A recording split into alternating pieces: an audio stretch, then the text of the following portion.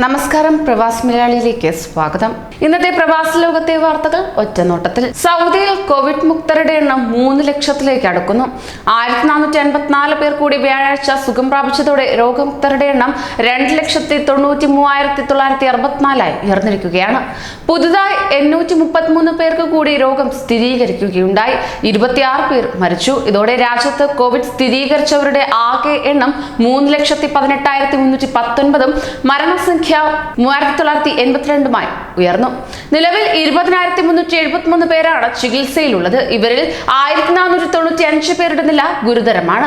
രാജ്യത്തെ രോഗമുക്തി നിരക്ക് 92.3% വർദ്ധിച്ചു. മരണനിരക്ക് 1.2%.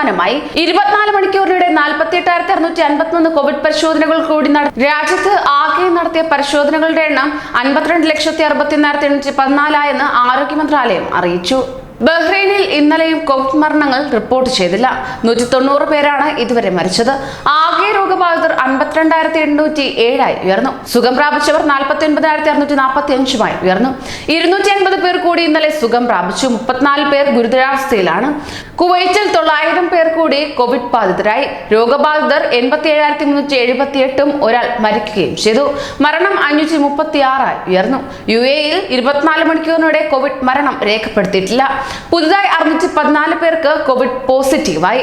ആകെ കോവിഡ് ബാധിതരുടെ എണ്ണം 72,154 ഉയർന്നു. ഇന്നലെ 639 പേർ രോഗമുക്തി നേടി. നിലവിൽ ചികിത്സയിൽ കഴിയുന്നത് 90,099 പേരാണ്. UAE-യിലെ ഫുജൈറയിൽ നേരിയ ഭൂചലനം അനുഭവപ്പെട്ടതായി കാലാവസ്ഥാ നിരീക്ഷണ കേന്ദ്രം അറിയിച്ചു. വെള്ളിയാഴ്ച രാവിലെ 6:08 ഭൂചലനം ഉണ്ടായത്. റിക്ടർ സ്കെയിലിൽ 3.4 തീവ്രത രേഖപ്പെടുത്തി. 10 കിലോമീറ്റർ വരെ പ്രകമ്പനം അനുഭവപ്പെട്ടതായി പ്രദേശവാസികൾ പറയുന്നു. ആളപായം റിപ്പോർട്ട് ചെയ്തിട്ടില്ല. റിയാദിലെ ദവാത്മിയിൽ വാനും പിക്കപ്പും ട്രെയിലറും കൂട്ടിയിടിച്ചുണ്ടായ അപകടത്തിൽ ഒരു മലയാളി അടക്കം 4 പേർ മരിച്ചു. കൊല്ലം ആഴൂർ വട്ടപ്പാറ സ്വദേശി ജംഷീറാണ് മരിച്ച മലയാളി. 2 സൗദി പൗരന്മാരും ട്രെയിലർ ഡ്രൈവറുമാണ് മറ്റുള്ളവർ. അൽഖർന അരാംകോ റോഡിൽ ദവാത്മിക്ക് അല്പം അകലെ ഗിർനയ്ക്ക് മുമ്പ് ബിർജാമ എന്ന സ്ഥലത്താണ് അപകടം നടന്നിരിക്കുന്നത്. കോവിഡ് ഭീതി അകലുന്നതോടെ ഇന്ത്യയിൽ നിന്ന് UAE-യിലേക്ക് എത്തുന്ന യാത്രക്കാരുടെ എണ്ണം കൂടി വരുന്നതായി അധികൃതരും ട്രാവൽ ഏജൻസികളും പറയുന്നു. അതേസമയം UAE-യിൽ നിന്ന് ഇന്ത്യയിലേക്ക് പോകുന്നവരുടെ എണ്ണം കുത്തനെ കുറഞ്ഞിട്ടുമുണ്ട്. പ്രതിദിനം 3000 പേരാണ് UAE-യിൽ നിന്ന് ഇന്ത്യയിലേക്ക് പറക്കുന്നത്. UAE-യിൽ താമസിച്ചിരുന്ന ഇന്ത്യക്കാർക്ക് ഇപ്പോൾ യാതൊരു തടസ്സങ്ങളുമില്ലാതെ UAE-യിലേക്ക് വരാമെന്നും വിസിറ്റിംഗ് വിസ ഉള്ളവർക്കും പ്രശ്നങ്ങളില്ലെന്നും ദുബായിലെ ഇന്ത്യൻ കോൺസുലേറ്റിലെ കൗൺസിൽ ഫോർ പ്രസ് ഇൻഫർമേഷൻ മേധാവി നീരജ് അഗർവാൾ പറഞ്ഞു. കഴിഞ്ഞ 3 ആഴ്ചയായി തന്നെ എല്ലാ വിമാനങ്ങളും ഫുള്ളാണെന്നും അദ്ദേഹം പറയുകയുണ്ടായി. രാജ്യത്തെ പുതിയ തൊഴിൽ നിയമ പരിഷ്കാര പ്രകാരമുള്ള തൊഴിൽ മാറ്റം തൊഴിലാളികളുടെയും തൊഴിലുടമയുടെയും താൽപര്യങ്ങൾ സംരക്ഷിച്ചു മാത്രമേ നടക്കൂ. തൊഴിൽ മന്ത്രാലയം നിർദ്ദേശിക്കുന്ന 3 നിയന്ത്രണങ്ങളും പാലിച്ചു മാത്രമേ തൊഴിലാളികൾക്ക് തൊഴിൽ ഉടമയുടെ NOC ഇല്ലാതെ തൊഴിൽ മാറ്റം സാധ്യമാകൂ എന്നാണ് ഖത്തർ വ്യക്തമാക്കുന്നത്. തൊഴിൽ മാറ്റത്തിനുള്ള വിജ്ഞാപനം, നടപടികൾ, മത്സരരഹിതമാകൽ, നഷ്ടപരിഹാരം എന്നീ 3 നിയന്ത്രണങ്ങൾ പാലിച്ചാൽ മാത്രമേ തൊഴിൽ മാറ്റം സാധ്യമാകൂ. ഭരണനിർവഹണ വികസന തൊഴിൽ മന്ത്രാലയം തൊഴിൽകാര്യ assistant under secretary Mohammed Hassan Al ഉബൈദിയാണ് ഇക്കാര്യം അറിയിച്ചത്. UAE-യിലേക്ക് വരുന്നതും ഇവിടുന്ന് പുറപ്പെടുന്നതുമായ വിമാനങ്ങൾക്ക് സൗദിയുടെ ആകാശപാത തുറന്നു നൽകിയതായി സിവിൽ ഏവിയേഷൻ അതോറിറ്റി അറിയിച്ചു. UAE സിവിൽ വ്യോമയാന അതോറിറ്റിയുടെ ആവശ്യപ്രകാരമാണ് നടപടി. ഇതനുസരിച്ച് ഏത് രാജ്യത്തു നിന്നും UAE-യിലേക്ക് വരുന്നതിനും തിരിച്ചു പോകുന്നതുമായ വിമാനങ്ങൾക്ക് സൗദി ആകാശപാതയിലൂടെ പറക്കാം. നിലവിൽ യാത്രാ നിരോധനമുള്ള ഇറാൻ, ഖത്തർ എന്നീ രാജ്യങ്ങളെക്കുറിച്ച് പ്രത്യേകം പരാമർശിച്ചിട്ടുമില്ല. 55 വയസ്സ് കഴിഞ്ഞവർക്ക് റിട്ടയർമെന്റ് വിസ പ്രഖ്യാപിച്ച് ദുബായ്. റിട്ടയർമെന്റ് ഇൻ ദുബായ് എന്ന പേരിലാണ് 5 വർഷത്തേക്ക് വിസ അനുവദിക്കുന്നത്. രാജ്യത്തിനകത്തും പുറത്തേക്കുമുള്ളവർക്ക് വിസയ്ക്കായി അപേക്ഷ നൽകാം.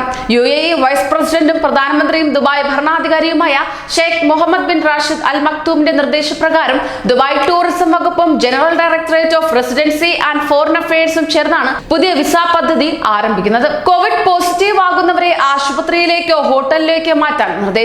വീടുകളിലെ ഐസൊലേഷൻ നിർത്തലാക്കിയതായും അബുദാബി ആരോഗ്യ വിഭാഗം അറിയിച്ചു. ഇതുമായി ബന്ധപ്പെട്ട് എമിറേറ്റിലെ എല്ലാ ആശുപത്രികൾക്കും നിർദ്ദേശം നൽകി. ഡോക്ടർമാരടക്കമുള്ള ആരോഗ്യ പ്രവർത്തകരും സജ്ജരായി. സമ്പർക്കത്തിലൂടെ രോഗപകർച്ച തടയുകയാണ് ഇതിലൂടെ ലക്ഷ്യം വെക്കുന്നത്. ഇന്നലെ മുതൽ നിലവിൽ വന്ന നിയമമനുസരിച്ച് പോസിറ്റീവ് ആകുന്നവർ ഫീൽഡ് ആശുപത്രിയിലെത്തി അഡ്മിറ്റ് ആകണം.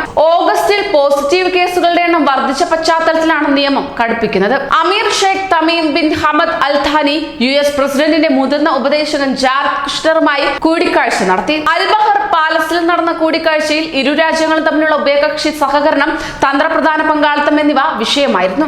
മിഡിൽ ഈസ്റ്റിലെ സമാധാനം നിലനിർത്തുന്നതുമായി ബന്ധപ്പെട്ടും ചർച്ച ചെയ്തു. രണ്ട് സ്വതന്ത്ര രാജ്യങ്ങൾ എന്നതാണ് പലസ്തീൻ പ്രശ്നത്തിൽ ഉണ്ടാകേണ്ട പരിഹാരമെന്ന ഖത്തറിന്റെ നിലപാട് അമീർ ആവർത്തിച്ചു. അതാണ് മേഖലയിൽ സുരക്ഷിതത്വവും സമാധാനവും ഉണ്ടാവാനുള്ള വഴി അദ്ദേഹം വ്യക്തമാക്കുകയുണ്ടായി. കോവിഡ് കേസുകൾ വർദ്ധിച്ചതിനെ തുടർന്ന് രാജ്യത്ത് വീണ്ടും കർഫ്യൂ ഏർപ്പെടുത്തുമെന്ന അഭ്യൂഹങ്ങൾ ശരിയല്ലെന്നും അത്തരമൊരു നിർദ്ദേശം ആരോഗ്യ മന്ത്രാലയം നൽകിയിട്ടില്ലെന്നും ആരോഗ്യമന്ത്രി ഡോക്ടർ ബാസിൽ അൽസബ വ്യക്തമാക്കി. പുതിയ കൊറോണ വൈറസ് കേസുകൾ റിപ്പോർട്ട് ചെയ്യപ്പെട്ടതിനെ തുടർന്നാണ് സമൂഹ മാധ്യമങ്ങളിൽ കർഫ്യൂ വരുന്നുവെന്ന വാർത്തകൾ പ്രത്യക്ഷപ്പെട്ടത്. നേരത്തെ ഉണ്ടായിരുന്ന ഭാഗിക നിശാ നിയമം പിൻവലിച്ചതിന് ശേഷം 3000-ഓളം കേസുകളാണ് ഇതുവരെ റിപ്പോർട്ട് ചെയ്തത്. കൂടുതൽ പ്രവാസി വാർത്തകൾക്കായി ഈ ചാനൽ സബ്സ്ക്രൈബ് ചെയ്യൂ.